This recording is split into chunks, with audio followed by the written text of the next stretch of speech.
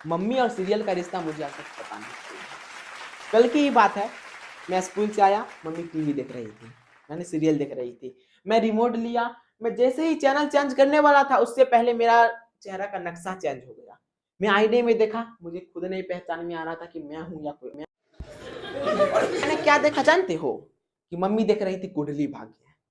भाई कुंडली भाग्य में मुझे आज तक ये नहीं पता चला कि प्रीता जो है, प्रीता करेक्टर जानते हो, कुंडली भाग्य देखते हो जानते हो, प्रीता पहले बेटी थी, बेटी के बाद बनी यानी वाइफ, वाइफ के बाद हो गई, मिली दादी बन चुकी थी, दादी बन चुकी है भाई, अभी तक वो यंग ही है। और दादी बनने के बाद परदादी बनी, उसकी दादी बनी, उसकी दादी बनी, अभी तक यंग है। और उसका पति बेचारा करण लूथरा, जो कि भाई वो मरने के कगार पे आ गया। ये सीरियल मैं लगभग 7 साल से देखता आ रहा हूँ, अभी तक ये खत्म नहीं हुआ। 7 मतलब थाला फॉर ए रीजन, अभी तक ये खत्म नहीं हुआ है।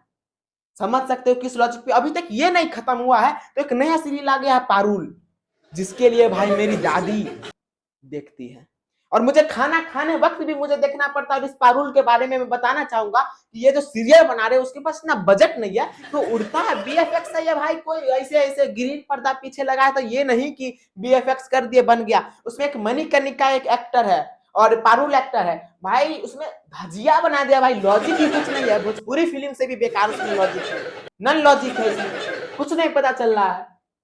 खाना खाने वक्त ही भाई देखना पड़ रहा है भाई, मेरे फीलिंग को समझो भाई। थोड़ी पुरानी बात है पर आप लोग भी रिलेट करोगे। मैं फोन चला रहा था साइड में बैठ के, मम्मी मेरे लिए खाना निकाल रही थी, क्योंकि मैं सीरियल देख नहीं सकता हूँ, देखूंगा कैसे, कुछ लॉजिक ही नहीं है उसमें। मम्मी खाना लेके आ रही थी, साइड में रखा था कुर्सी, जैसे ही मम्मी का पैर टकराया, मम्मी के हाथों से खाना गिर गया। खाना गिरा, मैं कुछ बोलने वाला ही था कि उससे पहले मम्मी ने मुझे थप्पड़ मारी, और मैंने बोला मम्मी मुझे थप्पड़ क्यों मारी, उसके लिए भी एक थप्पड़ मारी। समझ में नहीं आ रहा। मम्मी ने बोला अगर तुम फोन नहीं चला रहे होते तो मैं खाना लेके ऊपर नहीं आती, क्योंकि तुम नीचे आते, तो तुम नीचे आते तो तू आराम से लेके चल जाते, मुझे ऊपर आना पड़ा, गिर गई मैं, खाना गिर गया, खाना भी वेस्ट हो गया। उसके बाद मम्मी ने बोला कि दिन भर फोन चलाते रहते हो, मेरे मुंह से अचानक निकल गया दिन भर, उसके लिए भी मम्मी मुझे मारी। और पुरानी बात है, रिलेटिव, मैं कुछ काम कर रही थी, मम्मी कुछ काम कर रही थी, मैं मम्मी के बगल में बैठा था, मम्मी से मैंने पूछा मम्मी मैं बचपन में बहुत बदमाशी करता था ना? मम्मी उठी, मम्मी ने पहले कुछ सोचा और मम्मी उठी, मुझे मारी, फिर से मुझे मारी। भाई मुझे समझ में नहीं आ रहा था, ये गाना आता है ना, क्षण से जो टूटा कोई सपना, ऐसा फीलिंग आ रहा था। मम्मी बोली तू बचपन में बदमाशी कर रहा था, मैं तुम्हें एक दिन छोड़ दी, जिसके कारण भाई मुझे भाई क्या कहूंगा, क्या कहूं। इसलिए मंगलवार की बात है, मैं और मम्मी गए थे मंदिर, तो मंदिर से जैसे ही पूजा करके वापस लौट रहे थे ना, तो रास्ते में एक भिखारी मिला।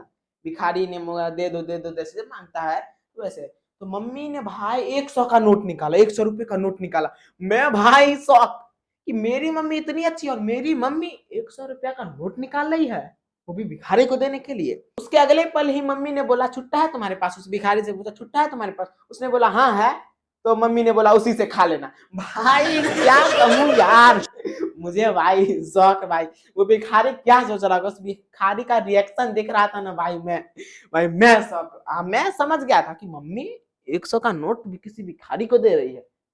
तो इसी के साथ अपना वीडियो को यहीं समाप्त करते हैं। तो thanks for watching, bye bye guys.